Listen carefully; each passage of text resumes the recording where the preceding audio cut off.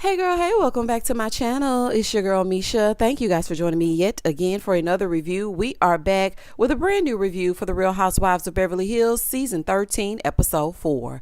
If you are new here, then welcome. I give lighthearted reviews with a little bit of laughter and a little bit of shade and a whole lot of detail. If you're back for a second or third time, then welcome back. Y'all, please don't hesitate to like, comment, and subscribe to the channel. Share with a friend. Hit that notification bell so that you will be updated each and every time I upload a video. Now, child, let's get into it if we're going to get into it. When the episode first opens up, it's still the day that they had the breakfast. So now it's a little bit later on. Everyone is getting ready for the day. Dorit calls to check in with PK and show him around the place. She starts telling him about the Magic Mike show and how Sutton reacted. So then she asked about his dinner with Mauricio. He said, they talked about the issues in their marriage. On the other side, Kyle is calling Mauricio, but I could tell every answer that he was giving was irritating the hell out of her. Okay, it wasn't like the calls that they've had in the past. She was basically like, let me just call him so they can get a shot and I can move the hell on. She asked him about the dinner with PK. He gave her like a one-word answer. She's like, can I get the girl version? I'm like, oh, honey. So he tells her that PK was telling him about the issues that he had with Dorit. And he must have been working because he was like, okay, we'll go have some fun. You look great. I love you. She said, thanks. Okay, bye. Ooh, baby. Now, I don't know if this is real or fake because the people saying it's fake. They saying it's fake. But if it is real, Kyle is all of the way checked out. All the way checked out. In the next scene, they're all doing these separate things, right? Erika, Jane, and Crystal, they're going to have lunch. Garcelle and Sutton are going on a gondola ride. Shout out to the Venetian. And Kyle and Dorit are going for lunch to continue to flesh out these storylines. So Erika Jane is talking to Crystal as they sit down at this Mexican restaurant, and they're talking about Sutton's overreaction to the show. So Erika claims that she's worked hard to get this place, okay, this place of peace, and she cannot be bothered with Sutton at all. Now, why are Garcelle and Sutton going on this gondola ride? It's beyond me. They get on there, y'all. And so the man is asking them what they've done so far in Vegas. So they tell him what they've done. Sutton asks Garcelle how she's feeling. She's like, it's a little bit unsettling. So she's trying to tell Sutton how she feels. And every time she starts to speak, the man, he just starts singing. Y'all, that was so hilarious to me because Garcelle, ma'am, what were you thinking? This is a couples type thing. He want his 15 minutes. Do you hear me? Every time she would say, because Dorit, she had said, I'm like, okay, please just zip it, honey. Don't say nothing else. Sir, please be quiet. They are shooting a reality show. This right here was a fool. Baby, this was so funny to me. I rewound that like 3 times. That was so good to me. I was like, now this is what I love from the Housewives. Foolishness. Oh, child, this was crazy. It reminded me of that scene where Karen goes to sit down with Giselle at this restaurant, and then this mime comes up and starts miming next to them, and Karen's like, well, who the hell is he and what the hell is that? This was so good. Oh, child. Moving forward. In the next scene, Kyle and Dorit, they go for lunch. Now, what I noticed from this scene, and nobody else may have noticed, but honey, I noticed a whole lot of detail. Dorit, you need a lesson in manners. You did not say please or thank you once to that server. Not once. Now, people can say a lot of things about Kyle, but she was very, very nice to that server. Each time she got something, she said please, she said thank you. It's little things like that bug me about Dorit. Now, some may say, well, Misha, that's no big deal. Yes, it is. For people who work in the service industry, that can make you feel small. Even though they can make great money. Don't get me wrong, honey. They can out earn some of your top lawyers and doctors without the student loan bills. But you always need to say please and thank you. I really gauge how I feel about somebody, even people in romantic relationships, based on how you treat people in service. Like, she was just like, yeah, a Diet Coke and a tuna melt, and we're going to share the chicken salad. And Kyle was like, thank you, please. Yes, thank you. And I'm just like, Dorit. Ugh, she is just so entitled. Anyway, and now that I've gotten off my soapbox about that, she starts talking about how what Garcelle said hurt her. Ma'am, she has a right to speak on how she feels about her damn kids. You make everything about you. It has nothing to do with you. Well, it does have something to do with you because you were sitting there when your husband was skinning and grinning, so you're guilty by association. And I don't think that when those cameras went down, you were not giggling as well. Joking about Garcelle's kids is not funny. Like, girl, whatever. She was like, I just feel like Garcelle just needs to be honest. Girl, gone. So then she starts talking about Kyle and asking Kyle her reason for not drinking and if it was the fact that she was trying to protect herself. So Kyle is trying to explain, and Dorit says, I make little jokes, here and there, but that's because we always did those things together. Everyone is mad that Kyle isn't drinking. Sutton said it must be a midlife crisis. Garcelle says she misses the old Kyle, not all that splitting, but she misses Kyle drinking. Now, for me, I don't know why people think you have to drink to have a good time. I don't know if it's because I don't personally drink, but do y'all remember what Kyle was like when she drank? Not the split, but everything else. She was a blubbering, emotional mess. Child, let her give her liver a break so y'all can get a break. I like her better not drinking, but maybe that's just me. I feel like she got her right mind. So please let her not drink. So Dorita's basically just saying they had more fun when she was drinking. So Kyle said, well, I just don't want to do that. So people need to just take it or leave it. Back over with Erika, Jane, and Crystal. Crystal is asking if Erika misses her old life. She said, I miss certain parts, but not all the arguing, because at the end, her and Tom, they fought about everything. So Crystal then asked if she feels like she can ever go back to that. Not unless she go back to another Tom. Other than that, she gonna have to be laying on that floor and doing whatever it is she be doing, child. She said that her life is never going to be the same and she's never going to be the same person. She did say that she wouldn't go back to that old life, though. I don't know if I totally believe it, but that's what she said. Back over with Kyle and Dorit, they're talking about, their marital issues. And Kyle said, it's just tough. Some things that he does, I don't want to do, like go to those parties. She said in her confessional that Mauricio is in sales. So you have to put yourself out there. You have to be very social. You have to go to these parties. And she much rather be at home than to go to a party, especially since she doesn't drink anymore. And again, so this is a serious question. I want y'all to answer down below in the comments. Is life no fun without alcohol? Because I feel like I'm having a blast. I'ma always have a good time. And I don't need alcohol. I do need some food now. Don't take me nowhere and y'all ain't got no hors d'oeuvres. Okay, please don't take me nowhere and y'all ain't got a good chicken wing or something. I'm gonna need something. But I can really just take a ginger ale.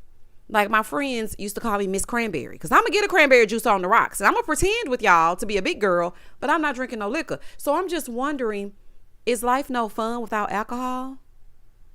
I do think that Kyle used to use that to ease her anxiety, but I don't think that she needs it necessarily. I really don't. I feel like she traded in that vice for a much healthier one, which is working out. So Dorita's like, well, are you worried about the future now that you want to stay home and knit sweaters? Like, are you worried? Because, it could disrupt your marriage. Kyle basically said in the confessional, she's not happy in her marriage. She's working on her and he's working on work. And as I was watching this scene, Dorit just seems so fake talking to Kyle. It's just something about Dorit that is very disingenuous. Like everything just seems orchestrated and made up and rehearsed and almost like daytime soap-like. I can really see why her and Renna were cool. Because Renna gonna give you daytime soap if she don't do nothing else. And Dorit does the exact same thing, and it's just so irritating. So everybody's back at the house because now it's time to go to dinner. So Garcelle is getting her glam, and she's telling them that her and Sutton went to lunch with Oliver, which is her oldest son. She tells us that Oliver was saw kissing Raquel, and it was shown on TV, but he was separated, and people didn't know that. So now he's getting a lot of backlash. Well, separated or not, you were still married. And Raquel, you got your mouth on everybody. Ugh. Moving forward. I have to say this, y'all. This is just a side note. This entire trip is awful. I don't know if it's just me, but it is not giving Vegas.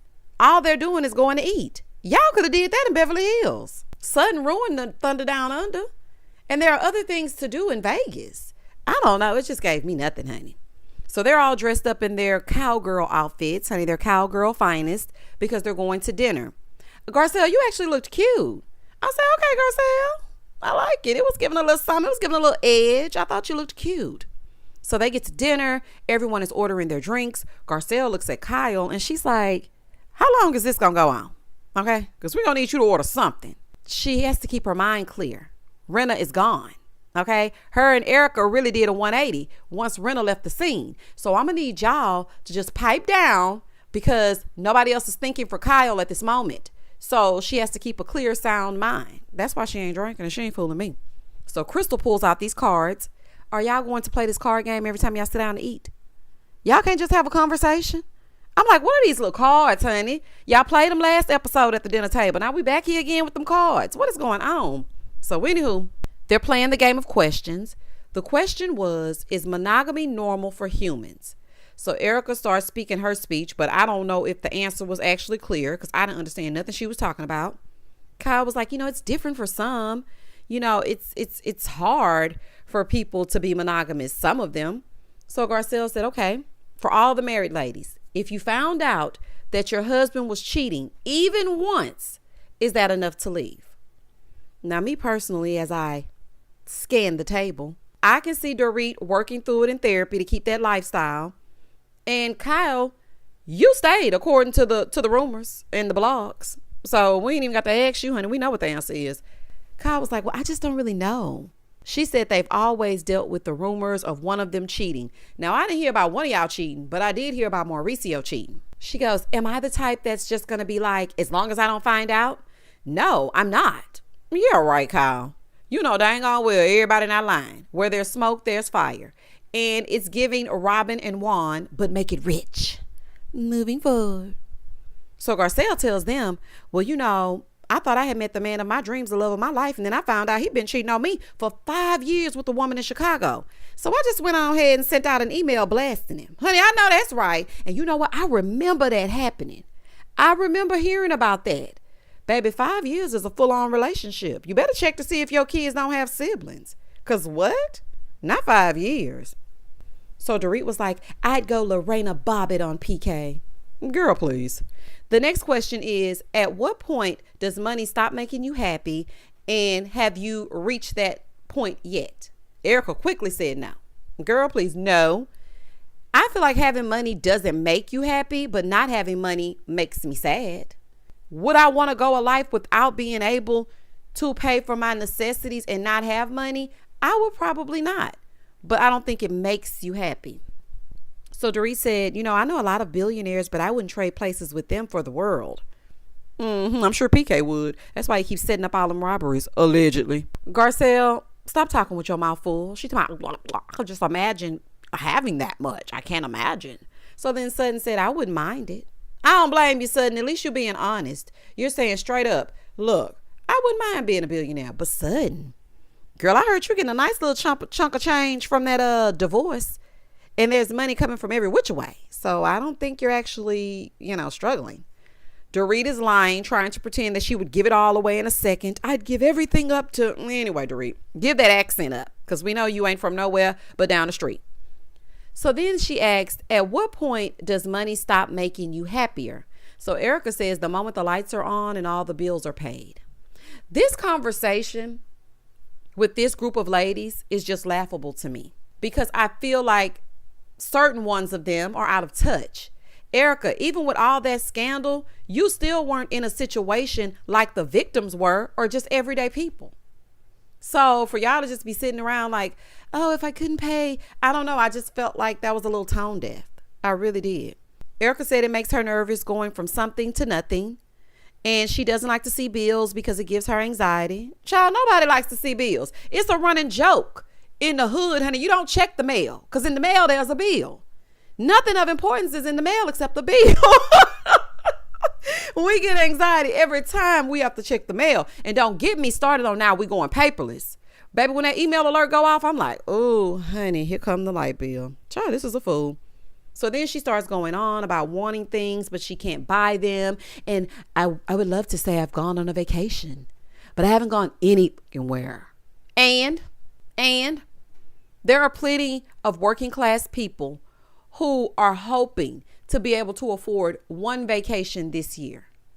So I don't know, y'all. I just really could care less. I don't feel the feels for Erika because she hasn't been able to order her PJ and fly to Switzerland. Like, I just don't care that she's not able to go to Aspen this week. I'm sorry. Moving forward. She was like, I wonder if I'll ever stop scratching and surviving, honey, or even be able to buy a house. Girl, welcome to the real world. So after dinner, they went to work off some of the food by riding this bull. So they get to this bar. And the bar is like one of those bars where they do the country line dancing and things like that. Garcelle's like, I've never been to a place like this before. Yeah, you're not in Kansas anymore. Oof, y'all are a trip. Kyle gets up on the bull. She lasted 25 seconds. Sutton gets up there, but she's nagging the whole way up. Ma'am, just get up there. Y'all, when Sutton got up there and held that hand up, why did Sutton look like she was swearing in down at the courthouse? I do solemnly swear to tell the whole truth and nothing but the truth. So help me God. Are you all sworn in, Sutton? Because the way she had that hand up, I said, baby, this right here is a fool. Sutton lasted all of 14 seconds. So Erika basically said, if that's the way she rides them, honey, no wonder she ain't get no second date. I'm sorry, but I had to cackle at that. I said, now y'all know Sutton ain't doing nothing with nobody. I don't get down on the first night. Honey, shout out to Monica. Sutton ain't doing nothing with no man on her first night. Probably no second either. I'm going to need Sutton to loosen up. Loosen it the hell up, Sutton. So the night is over. It's the next day. They're getting ready to leave. So they get to the elevator. Private elevator, mind you. And the guys from the show are in the elevator. Erika, tell me you wanted to embarrass Sutton without telling me you wanted to embarrass Sutton, because I know you set this up. There's no reason for these men to be on the elevator at the exact time that y'all are about to leave. A private elevator leaving from your penthouse suite. Girl. So Erika's like, okay, Sutton, here's your chance to apologize to my friends. Go ahead. Apologize to the friends who you said were over the top and the show was crappy. Now, she said another word, but y'all know I don't really just like to be cussing like that. And as Erika was saying this, I was like, you see how easy Erika lies? Do y'all see how easily she lies? So Sutton is explaining that she liked the show. It was just, the face and the crotch thing. So after they leave, Sutton is like, Erika, don't lie on me, because I did not say the show was crappy. Erika was like, well, you implied it. You said that you didn't like the show, but she did not say that the show was crappy. And I agree with Sutton, because really and truly, you and Dorit stayed until the end. So she didn't disrupt them. She disrupted, the group, but she did not disrupt their show. Erika talking about, I approached her because God gave me the green light to confront Sutton. So when the elevator doors opened, it was God. He spoke to me. You mean the producers gave you the go ahead? Because this season is a snooze fest so far. I don't care what nobody say. Everybody wants to give the black franchises a hard time when they don't deliver. Beverly Hills is not delivering anything to me so far. Y'all just sitting around at tables, talking and playing card games. We are going to have to get into it more than this if we want to produce a show. So I think the production, told you to get it started, but it was not GOD. Girl, stop playing with GOD. Now Sutton is pissed. So they get on the Sprinter to go to the airport. On the Sprinter, Dorit asked if Sutton was okay. So Sutton tells Erika, you embarrassed me, and I felt like you were rude. So Erika justifies it by saying, well, you made it a big deal. Sutton said, no, them coming out made it a big deal. So Dorit was like, would you have gone back inside so Kyle and Garcelle could enjoy the show? So Kyle says, but you were the one that stayed out because you were unhinged. So we just stayed with you. Now, Sutton, you were losing it. But Kyle, you could have took your behind right on back inside. Garcelle already had it handled. Really and truly, you're the one who said, let's go to the Sprinter. We don't have to go back inside. And also, let me text them and tell them we're ready to go. You wanted to set Sutton up. That's why you texted Crystal and said, isn't it? They would have never have known, because Garcelle could have easily said, okay, Sutton, let's go back inside. Or if you don't want to, let's do this, let's do that. And you probably would not have even noticed that she was missing. But in true Kyle fashion, you texted the group to let it be known that Sutton was freaking out. Girl, anyway, Sutton doesn't want to keep talking about it. She's like, you know what? I'm sorry. Okay, I'm sorry to the dancers. I'm sorry. I don't want to talk about it anymore. Erika said, why? Because you're being cornered. Sutton is like, I ruined it. Okay, my apologies to the dancers. Now Sutton is crying and trying to manipulate the situation. She wants them to put a pin in it. So Dorit starts talking and Garcelle is like, my problem is I wish you would have gone after her. Now, Garcelle, I'm with you when you're right, but in this instance, you're wrong. Now, Dorit is not my fave at all. And when I say at all, I mean that. but she definitely does not have to run up behind Sutton. If you want to run up behind Sutton, that's your business. But I would not have interrupted my good time to be running behind no Sutton. No, ma'am. That's something you chose to do. I'm not cutting my time in half for her tantrum. And she doesn't even appreciate it. She blames y'all for making it a scene, even though she wanted that attention. So Garcelle said, I always have to go behind her. You don't, though. You're choosing to always go behind her. You don't have to. So Dorit was like, well, I would have liked for you to, Garcelle, say to Sutton, calm down. It's not that big of a deal. Dorit, please stop damn speaking to Garcelle like she is the help. She does not have to do anything that you advise her to do. Why didn't you do it? Huh? Why didn't you turn to Kyle and say, Kyle, I would have liked for you to tell her to calm down. It's not that big of a deal. Why are you addressing Garcelle? Huh? So Garcelle is telling her, you don't know what I said because you weren't out there. Dorit talking about, well, could you have taken her from a 10 to a 2? Like Garcelle said, she's like, girl, I am not her therapist. I am her friend. Ma'am, she is not the babysitter, Dorit. Ugh. Meanwhile, Sutton has cried her way out of the whole conversation and now they arguing.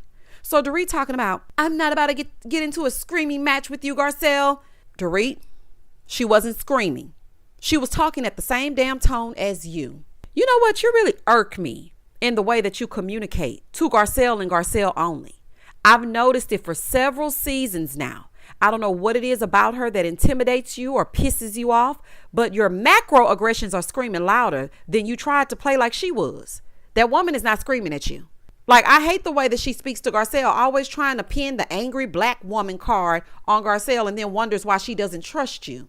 She can't even trust you to have a simple conversation without behaving like she's so irate. You're angry. Please stop. Okay, please stop. See, this is why I can't stand Dorit. And then everybody's like, no, she was so great. No, Dorit has never been great. Maybe when she first started, honey, but not now. Moving forward. So they're back in LA.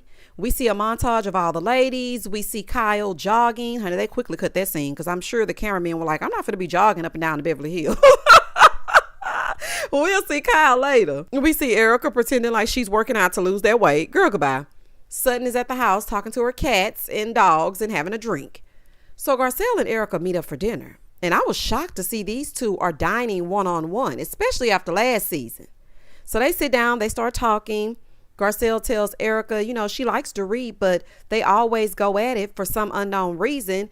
And Dorit talks so much that she doesn't listen. Well, girl, you can't listen and talk at the same damn time. Like my teacher used to always tell me, we can all sing together, but we can't all talk together. And if you're talking, then you can't be listening. And if you're singing, then I know you're not listening. So we know Dorit ain't listening. She too busy talking. Erika was like, well, I learned to speak Dorit. Oh, yeah, baby. Y'all remember Dorit could not stand Erika Jane. They definitely did not like each other in the beginning. So Garcelle feels like Dorit became defensive after she said that she didn't trust them because, they were laughing about her kid and whatnot. Now, Garcelle, I don't know why you're being naive enough to tell Erika anything. At the end of the day, Dorit is Erika Jane's friend. And really and truly, she don't give a damn. And you best believe that if Renna was still on this season, she would not be sitting down one-on-one with you because the numbers would be stacked in her favor. So you can tell her if you want to. But if it were me, I would not be disclosing anything to Erika Jane. Sorry. Erika was like, well, anything is possible. Garcelle was like, yeah, because if we're sitting across from each other, then anything is possible. Oh, Garcelle, you're so forgiving. Because for me, it will be on forever. So Garcelle then says, I'm seeing a new Erika in her confessional. I'm really liking it. Anyways, anybody want something from the store? I don't see nothing new, honey. Anybody want something from the store? So she brings up that she has a bone to pick with Erika. Erika's like, okay, pick it. She said, well, you said you weren't going to go at Sutton, but then you went at Sutton. Erika said that's because Sutton hijacked the whole moment. Everyone was having a good time, and then she just flipped, and everyone was now focusing on her, and that's not cool. Garcelle agreed. She gets in her confessional, and she said, I don't know why I always take her for Sutton. Maybe I should let her fight her own battles. So then Erika is basically saying that Sutton needs to loosen up and unclutch them damn pearls. Now, I guess Garcelle is trying to, move in favor of everyone in the group getting along. But I don't know how I feel about this, honey. This could backfire. What y'all think? I'm happy that They were able to sit down, but something about me just don't trust him. In the next scene, Kyle goes to visit Sutton at her house. Kyle comes in. She's wearing these rain boots that Sutton got her a few years ago, and she wants some tea because she's cold. So Sutton is having a cocktail. They sit down. So Kyle is asking how she felt about Vegas. So she was like, well, it wasn't my favorite departure because Erika intentionally embarrassed me. She really did and did. So Sutton starts reenacting Erika at that elevator door. And when I tell y'all I was hollering at that because she reenacted it so good, I don't think anybody's done anything better except me. The car rolled. Okay, Sutton.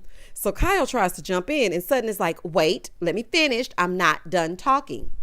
I can tell that Kyle is the youngest and feels like she's never heard because every time someone is speaking, she tries to quickly interrupt so that she doesn't forget her thought because I need you to listen to me. So Sutton is like, girl, hold on. Okay, pipe down. I'm not done. She said her and Kyle had a conversation and they promised to have each other's back. But after Vegas, she had a revelation that Kyle is not her friend. She doesn't have her back and she never will. Well, girl, I'm glad you finally coming to terms with that because we've been seeing it for seasons now. I am so happy that you are finally seeing the light. Kyle is like, are you okay? Sutton is waiting for her to defend Erika. She's like, yeah, okay, go ahead and defend your friend. Let's see it. Let's hear it. So Kyle is like, well, no. Just because I can see both sides doesn't mean I'm not your friend, Sutton. She said Kyle inserts herself without knowing the full story. And this is so true. She did it last season when she was sitting over there talking to Diana Jenkins. Kyle always comes in and inserts herself and has no idea what she's even talking about. Now, don't get me wrong. In Vegas, she was absolutely dead on. She was on point when she was saying that it was all about the Sutton not coming up on stage. Sutton, you can try to play it like y'all know Kyle's character. Yes, Kyle has been sketch in the past, but her sober mind saw straight through your tantrum. And I'm not going to take that from her. So Kyle gets mad and she's like, you say I insert myself. F you. That's rude. So then she says Sutton has a habit of losing it in ridiculous circumstances. So Sutton is like, name it. Name it. Name it. So she goes on to say name it like 50 times, but she won't actually allow Kyle to name it. So Kyle is like, girl, please cut it out so I can name it. So Sutton is still saying name it. I was waiting for Dorinda to pop up and say clip. Listen, if you know, you know. Honey, I will never forget clip. That is one of the most infamous lines ever, child. That was so funny to me. Clip. Baby, Dorinda did not want to hear it. If you watch The Real Housewives of New York, then you know exactly what I'm talking about. So Kyle proceeds to name them. She said, when you didn't have a gift at Renna's house for Garcelle's birthday, you lost it. Lake Tahoe and the incident with Crystal, you lost it. Then at the show, you lost it. You didn't seem okay then, and you don't seem okay now. Now, Kyle, I agree with your points about Sutton losing it at the most inappropriate times, especially when she feels backed against a corner and she's not getting her way. But don't act like she has a drinking problem just because you stopped drinking. I feel like you're trying to paint a picture. You have lost it several times as well, dating back to season 1. And your drinking has caused you to act a certain way.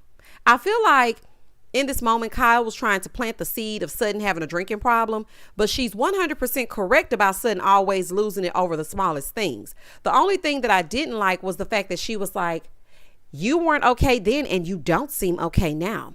And what do all of those things have in common? Sutton was having a drink. And that was the end of the episode.